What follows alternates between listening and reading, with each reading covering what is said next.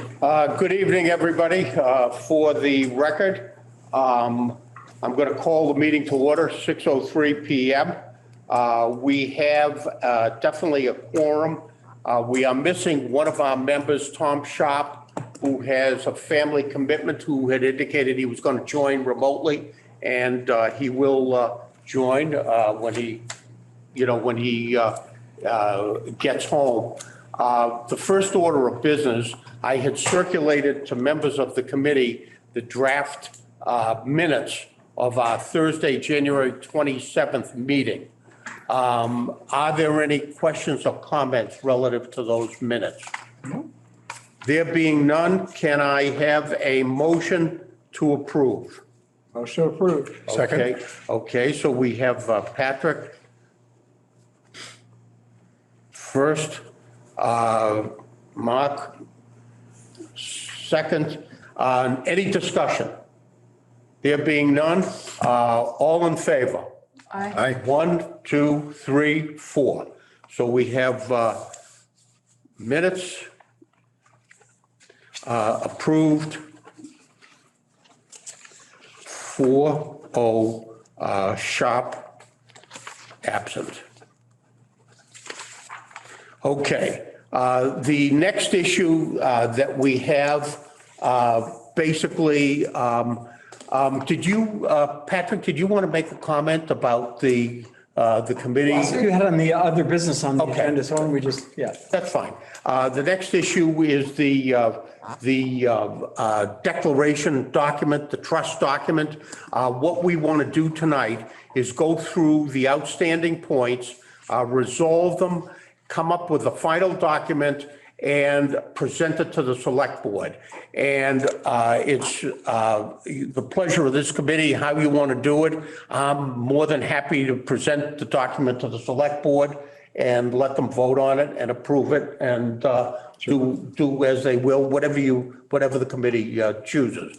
But I would call on Michael to go through some of the outstanding points. So you had a couple of questions, which we did ask legal. First of all, as far as naming of the trust, yes, you have to keep affordable in the trust. Can we make a motion as we go through these and just get them off the table? I make a motion, we add affordable to the name of the trust. Second. Okay, hang on one second. Name would be Patrick. Right. First, Mark. Second, any discussion relative, including affordable in the name? That's the legal advice that we have. All in favor? Aye. Aye. Okay. 4-0 approved.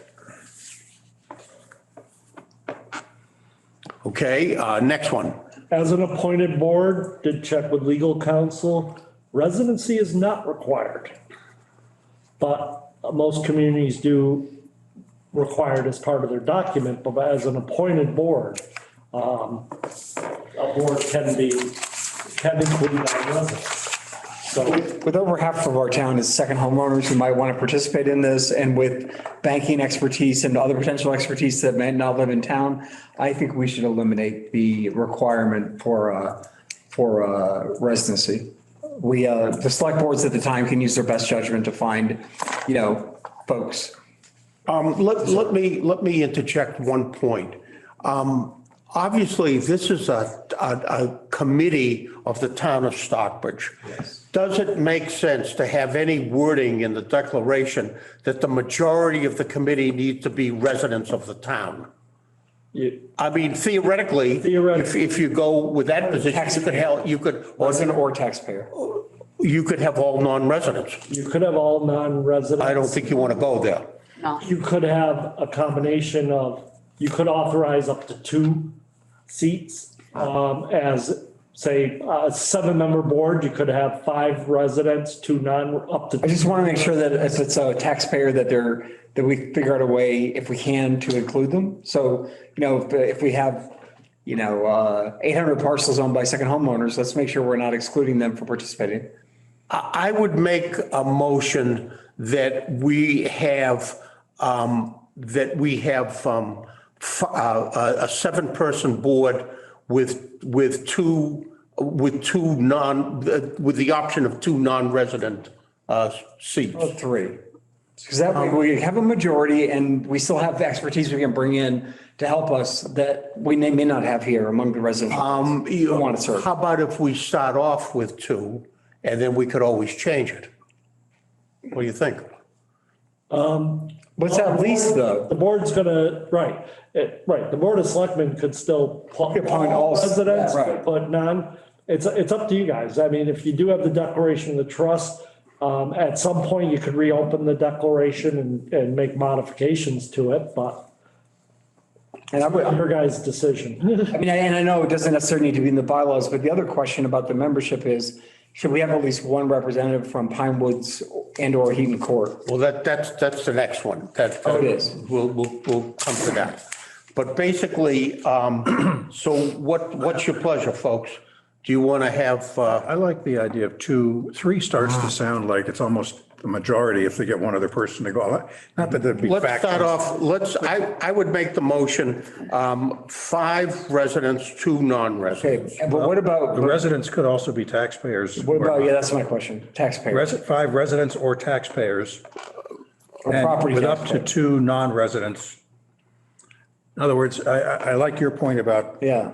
half the town is, So Not I'm just residents. trying to think, so you're saying 5, up to 5, Residents or taxpayers. It doesn't have to be, all 7 non-residents. yeah, I know, I don't know what to do about that. Because also, like, what about rent, if someone's renting and living here, they wouldn't count as a taxpayer. What if they only owned a piece of land and they have no house here? Yeah. Maybe we So can't, how devil's that? Yeah, So no, I good. think one is your residency requirement, say 4 or 5 that are residents, which means they're a taxpayer and Yeah. a voting Yeah. person in town. And then 2 or 3 non-resident, and that might be a second homeowner or a banker or whatever. whatever. what about 4 resident taxpayers, up to 1 non-resident taxpayer, and up to 2 non-residents? It should be cleaner. Yeah, I think It's a little. I'll make another point. You know, I trust the boards in place at the time. And it's hard to find people to serve on these committees, frankly, sometimes. And every condition we put on it makes it harder for a future select board to fill a position. I just trust them. The voters elect the select board, let them use their judgment, you know? I like the 5 and 2. What was that, Nancy? I like the 5 and 2, 5 resident and 2. Okay, I made the motion to 5, Residents. Up to 2. yeah. 5 residents and 2 non-residents. Is that what? But yeah, not mandatory that you have to have. Up to 2. Yeah, I don't want to have it mandatory. You have to have 2 outside people. No, but so. This makes it, the higher that number is, the 5 number, the harder it is for the select boards to fill it. minimum of 5 residents, Yeah, no, I get it. I'm up okay with to it. 2 non-residents. There you go. All right. I like that. So even the non-residents could be, if it's could be not filled by an residents. expert, it could be a homeowner who's a second homeowner. Yeah. Yeah. Or someone who lives in Pine Woods. All right, so we have a motion. I made the motion, 5 residents, and Nancy seconded up to 2 non-residents. Okay, any further discussion? Sounds good. All in favor? Aye. Okay. 4-0 approved. Okay, next one, Michael. You want, Size of the board, What we just right said. now we have it at 7 members. I assume, yeah, you're We should have done right. that one first. A little out of order. If you do want to change the motion, Motion for 7. keep it at 7. All right. yeah, 7, the size of the board, We 7. will stagger the terms as recommended under Mass General Law, which would be 2 1-year, 2 2-year, 3 3-year. And then once you're through that initial cycle, they're all 3 years. Are the other similar groups around the state 7 members? Is that? Typically 7, some are 9 in larger communities. Okay, so the size of the board, we said was, Patrick made a motion for If 7. it's already in the document as 7, we don't need to vote on it. Right, you don't. 7, I seconded the motion, and all in favor? Aye. Okay, All right. 4-0. 7 it is. Yeah, 7 members, 7 members. right. Okay, There was a question last time under section 5 of limitation of powers where if there's a sale, lease, exchange, transfer, or conveyance of property, it must be approved by 5 of the 7 members. Somebody has to check if there was a quorum issue and that. So it's 5 of the 7 members regardless. So if only 5 members are there, then all 5 members would have to vote in favor of it. So anytime you go to make the vote on those particular items, lease, exchange, transfer, conveyance of property, you have to have. People gotta show up. 5, Right. so hang on. regardless of who's there. So that's just clarification, there's no vote, it's just, But is that in the document now? that's in the document now. Okay. That it must be approved by 5 of the 7, but a question was raised I see. about quorums, about this, Do and we have the opportunity, I say can the select board replace the member who's not showing up? we did, I believe, let's go back in the document. I thought we had I mean, for exactly that reason. What if we have like 2 people who got appointed and don't show up, you know? Then all of a sudden you gotta have 100% attendance, basically. So I said, under limitation of powers on issues of lease, exchange, conveyance of property, 5 of 7 members must approve. Yeah, I think that's already in there. And no vote is needed because it was in the original draft. in the original document. Okay, so let's just see, we didn't deal with the issue of terms, term limits. We'll do it, we don't need a vote, so Mass General Law says a 7-member board when you first start it.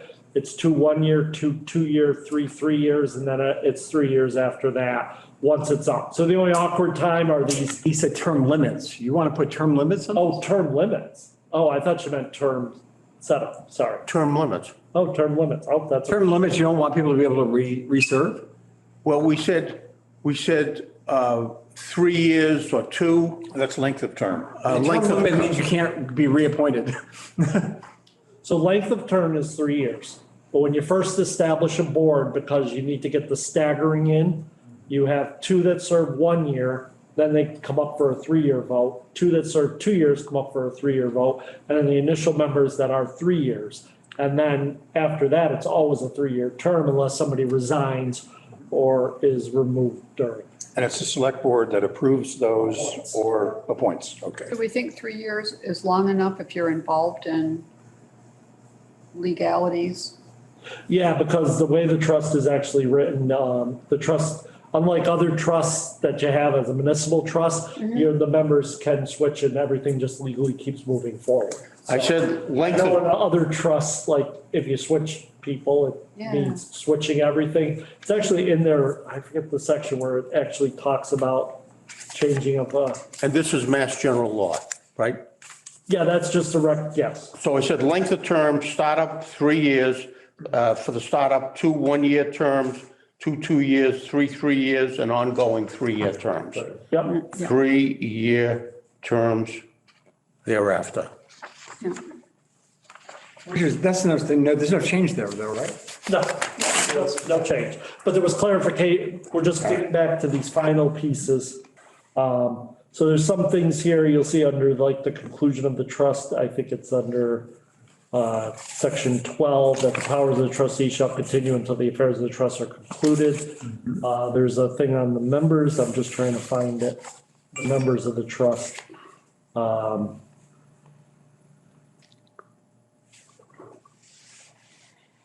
Limitations of power. So we talked about affordable. We The talked trust about continues along staggered. regardless of who's on the trust. And it doesn't end with. What if someone is incapacitated or dies or doesn't show up?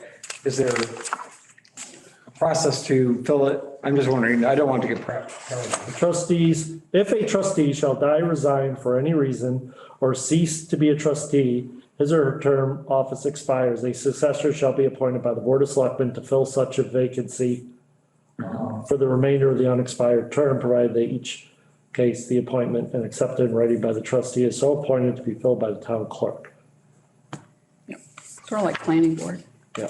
Okay, so what about Pine Woods? Here's the part, upon appointment of a succeeding trustee, the filing of such appointing and certificate of elect trustee thereupon without any necessity of any conveyances vested. Because normally in the trust, you got to convey to the new trustee. That's not true of a municipal trust. It's automatically without necessity. Oh, good, Moved over. Good. So, yeah. good. I don't think that you should put Pinewood or any of those in the trust document. Each one would have to be, and then we have to look out for conflict of interest and everything else. Oh, right. Be invited to be included in discussions, but as far as voting members or stipulating in there that they are part of the trust. Let me ask one question on the members of the trust board. They're appointed by the select board. Is that Yes, what we're saying? correct. Okay, so there is an executive organization overseeing who gets on the board. Yeah. So in other words, I wouldn't like to see a 7-member board of Pinewood or Heaton Court residents. You know, somebody's got to manage that.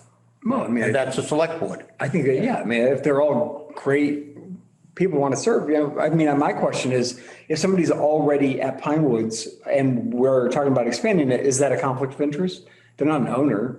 Right, no, I don't want to get it, you would base that on, you'd have them check with the ethics board as far as what the Okay. position is and make sure that they're. So we don't need to figure this So out. unless they were probably on the board of one of those, they probably wouldn't, I Okay. don't see why they couldn't serve. And if they were on a board, they would have to probably just do their declarations where they just declare what. 21, what is it, 21B or A or C or whatever it is? Yeah, it's a 20, I think it's B, yeah. So basically what we're saying is residents of Pinewood and Heaton Court may serve at the discretion of the select. Well, that's just always true, so. I think that's not even. Articulate that not in even minutes. Needs to be stated. Okay. All right, so you don't want this in the minutes at all? Nah, there's no reason for that. No. They're not excluded or included Right. implicitly. Okay, deleted. And those were the only questions that were left unanswered from last time. So other than putting in the wording for 5 residents, and the board may appoint up to 2 non-residents. Right. Now, one of the things does come up is, and I will get the exact wording from legal as far as if one of the 5, if we have 7 members and one of them's a non-resident and resigns and now, or moves out of town, now where we have 4 and 3, then the people that were appointed as residents, that person would have to resign. So, Oh, Wait, say it again? so right now, the way the trusts are written, and this was taken from another town, Littleton, Mass. Any trustee who ceases to be a resident shall promptly provide written notice. So are we gonna say that the 5, so the board would be appointing 5 residents and up to 2 non-residents, but if you had a full board and one of the residents moved out of town, then they would need to say that they're no longer right. a resident, and therefore, since the other 2 are filled, We'd have it to, couldn't slide into the other 2. or we'd have to appoint another resident. Yes. But they would have to, would they be automatically terminated if they moved then? Unless there were one of the 2 non-resident spots open. Right. Or we could just say the exception is that you can finish out your term if you move out of town. But then you run that thing, since it's a 3-year term, you could have. Okay, however you want. In fact, I'd like to make a motion that Jay and Michael can resolve these differences between them and that we vote to approve it based on the feedback we've given today. So we don't need to meet again. Is there anything still pending? I don't. That's it. I think Because then you need to go to the lawyers for the exact wording. Clarification of the Yeah. wording. So I wanna just- Clarification of the wording, All right. send this on to the We're select. not going to have a final document to review today because he's got to get feedback from lawyers. So I would just like Jay and you to work it out and give you the authority to basically present it to the board. Go ahead, Dan. I'm sorry, I just had a couple more issues before we Of course, but wrap that up. that's not a problem, but let me just make sure I address Patrick's point. Basically, presentation to select board is JB and Canales. that okay with everybody? And then We can all come. Well, I'll Okay. probably be there. You know. Okay. We don't need a vote. Do we need a vote for that? we're gonna, I guess you're gonna approve. We'll We approve have the a couple more document. questions. The changes. Let's take those. We need to address her Approve the comments. changes, and Patrick, you wanted to authorize Jay to Yeah. finish up the language with the lawyers. Right, I'll right. get the language from the lawyers for the two non-residents, just so that we have And we that. don't need to sign As up. much as I like going to these meetings, you know. I No, just- ultimately, the group that's actually finalizing it is the selectmen. Oh, good. And actually, after this meeting, this board is pretty much done. Okay. What's our cake? Don't we do cakes when we end our boards? So you guys Brought cookies. did your mission, finished your document, send it to the select board, the select board approves it, then this board's done, and then the select board appoints the actual trust, and then they actually get into using the money and actually. And nothing more is required of the They town can't meeting? send it back to us. No. They could. Because they already authorized the select board. So Yes. because we So have- let me, there is one caveat, if the select board has an issue with something and sends it back. Right. They could send it back to this Yeah. committee for an issue. Anyway. Is it appropriate, and then I didn't forget you, No, Nancy. no, Give me, that's okay. is it appropriate, in this whole process to ask independently members who serve on the committee now, whether or not they would like to serve at the discretion of the select I think board? they should I think they should contact, you know. They should contact me or contact me and I can. Yeah, I mean, I don't think it's a small town and we all know each other if you want So to. people. Based on what the select board has put forward anyways, is we were gonna announce all openings anyways. Right. So we've Yeah. announced the openings, anybody that's There's interested. 5 of us and there's 7 slots. I mean, you know. Yeah. Okay, so, just, you can let me know independently. Yeah. What you want to do, if you want to serve or not serve. Okay, so we know for the future. Go ahead, Nancy. Okay. One of the things we talked about was the power of the trustees. If a majority, I had underlined this, if a majority board of trustees vote would be necessary in buying or dispersing assets. And you were gonna check with. That was the council 5 and about this. 7. That was It the must 5 be a and 7. vote of 5 in favor, regardless of the quorum present. Oh, okay. So if only 5 members show up, you can conduct your business, but it has to be unanimous vote. So 4 out of, not 3 out of 5, 4 out of 5. Right? Yeah, we're establishing in the trust document that 5, you have to have 5 votes, regardless of your quorum. 5 of the 7 must approve. Oh, And so okay. if 5 members show up, all 5 must vote in favor. It's not a quorum. You don't want to do 2/3 of the, just in case. It's, you're conveying property and almost all the trusts have similar length. Okay. It's basically a 2/3 vote of the full board, not of the quorum. All right, so Nancy's clarification is buying and dispersing assets, 5 of 7 or majority vote of the board, 5 of the full board, of the 7 board. They have to all Yeah. agree. not of the quorum. No, 5 of 7. You got to have 5 votes to buy or disperse assets. Yes. Okay, next. We had a limitation on powers of trustees.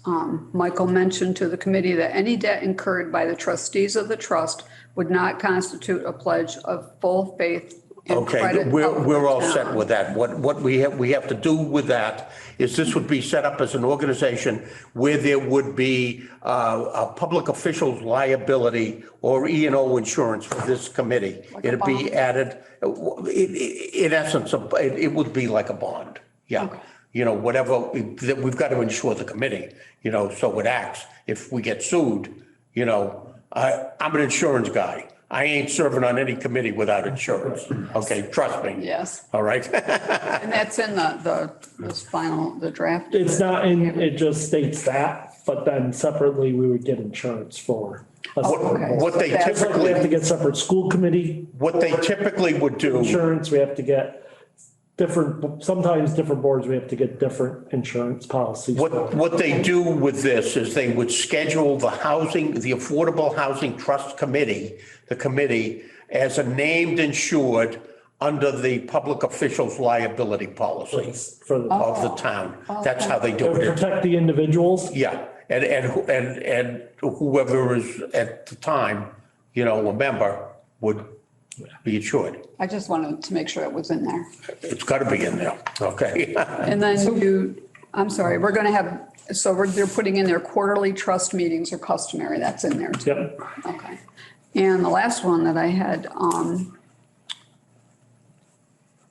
let's see, Mike Canales concluded the discussion indicating that he would be sending council a draft document for review, as well as a request for clarification on the points of our meeting. Yep. You mentioned that you would be researching the backgrounds of prospective trustees in similar organizations. Yeah, so that goes back to the hard part about that is without knowing what the organization, if they're going to be applying for funding or anything else, it could be a conflict.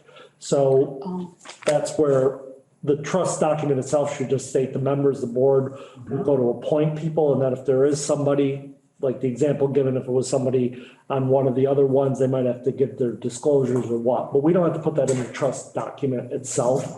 The Board of Selectmen would appoint the members.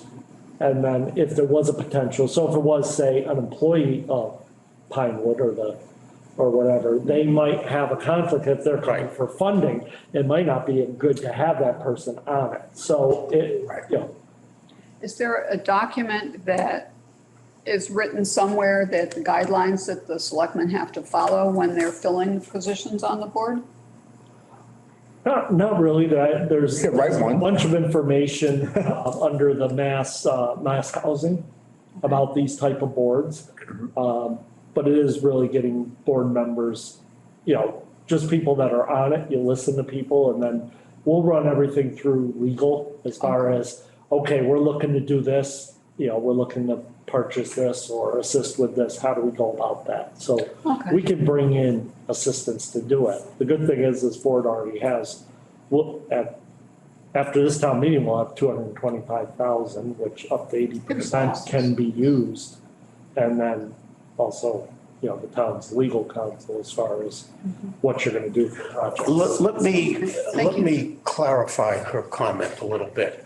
Is it inappropriate to say that the background of trustees would be at the discretion of the select board, subject to legal advice, as appropriate? I've never seen that in any Okay. document as That's far as fine. the board. Just like a moderator appoints a finance committee, but technically he can appoint anybody. Yeah. I think, Patrick, you made the statement that that's where you sort of have to trust that the selectmen as a group will select the best candidates for this type of committee. So at the discretion of the select board? Yeah. That's it? And with the residents and non-residents that are stipulated of the 7 members? Okay. I didn't know if there was a document that they follow. No, but what I plan on doing is, wherever this goes, if I'm still involved, the select board still wants me involved, I would meet with Chris Ketchen to see what kinds of people they have in Lennox. Yes. Because he gave, Or Mary Beth, I can be Mary Beth Mitt's number two if you want. She's the chairman of theirs and the chairman of the select board. yeah. What else? That's all. I was curious, now, this trust, can it take on debt obligations? But those obligations are not the obligations of the town. Of the town. And that's where that's where you need to make sure we have insurance to Yes. protect the members and the rest. Right. So in the ones that exist, are there lenders who've actually lent them money without having the backup of the town? I mean, in other words, if you're when you're talking about housing, it's pretty big money and. Affordable trusts can have lots of properties. There's some that, Boston, the greater Boston area, where they have millions of dollars in assets and buildings and that are owned by the trusts. Are they collecting rents or where does the? Can be, yeah. There's all types of different setups as far as how these are run. So, right now, all you have is a 225 plus whatever. So, I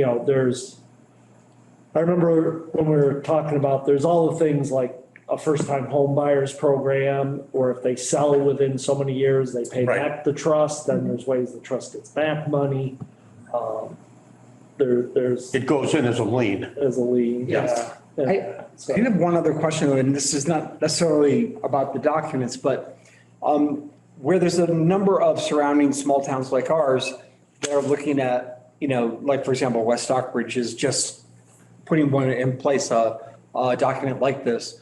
Are we allowed to partner with other towns to do a project, or is it got to be within the town, like? Typically, it also goes back to where your funding source is coming from. Right. Right now, your funding source is coming for CPC funds, which means your CPC funds have to be spent on affordable housing in the town of Stockbridge only. There's a percentage. So it's about, not about who benefits, it's about who, because we could build something with West Stockbridge and half the units could go to them and half the units could go to us. I mean, but does it have to physically be there, or it has to be to the benefit of, I guess when someone lives. Depends on what you're talking, if you're talking about meeting your obligation for affordable housing and that 10% of your housing stock. It would go to, if it housing wasn't stock here. within where they actually reside. Yeah, right. That makes it sort of. Yeah, moot, right? Yeah. Yeah, and then, like I said, with the CPC funds, because yours can be spent on affordable housing and housing assistance within Stockbridge, you can't spend that money elsewhere. So I don't know. Yeah, no, I think it's a good point. That's what I was asking. I was just like, so we're not. I really think gonna- that's an overreach. Yeah, you there know. are regional housing authorities. and That's something stuff, else. But how that's right, that's different. One of the problems that we have, not to belabor it, in this county is an relatively inactive county government.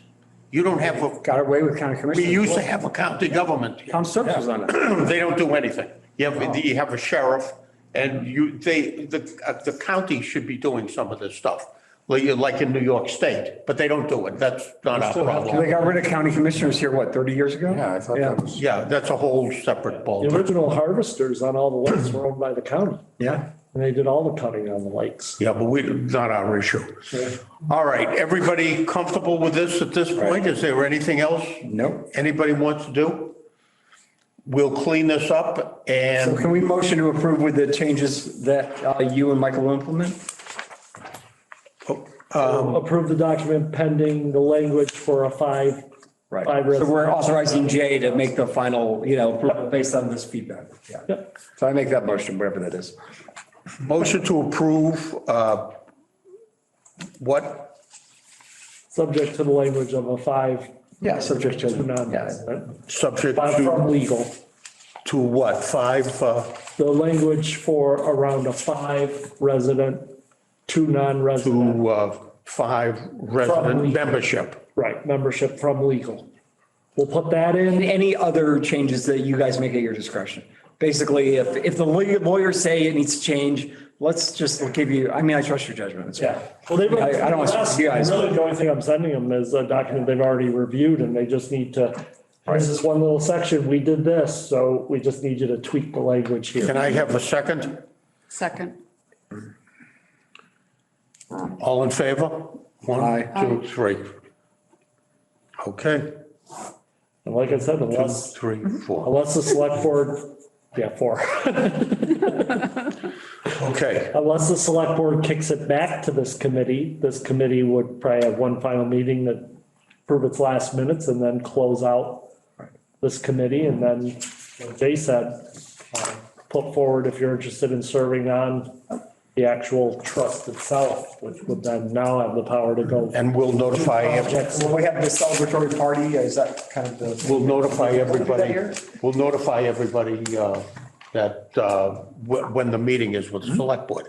And I just want to mention another word into the other business section that we did increase the amount over last year to 125, which is great. And that we're going to propose to town meeting and, we're sort of well on our way. We can accept, once this is set up, we can accept property or donations, correct? So anybody out there who has properties that they want to donate to the town for the purposes of helping folks be able to afford to live here, you're welcome to do so as soon as we have the signature of my colleague Roxanne, whom I see on the screen, at least her name, as well as my colleague Chuck. So I think that's great. Okay, any other business to come before this committee? Nope. Thank you for serving. Yeah, thank you. Great Pleasure. job. Well, we have fun. You guys you are know. terrific putting this together. I've done this once before. It's a lot of Okay, we would have a motion to adjourn the meeting at 7:30, at 6:37. Second. Second or third? That's it? Yes. Okay, thank you, everybody. Thanks, everyone. Thank you. Like to thank you all.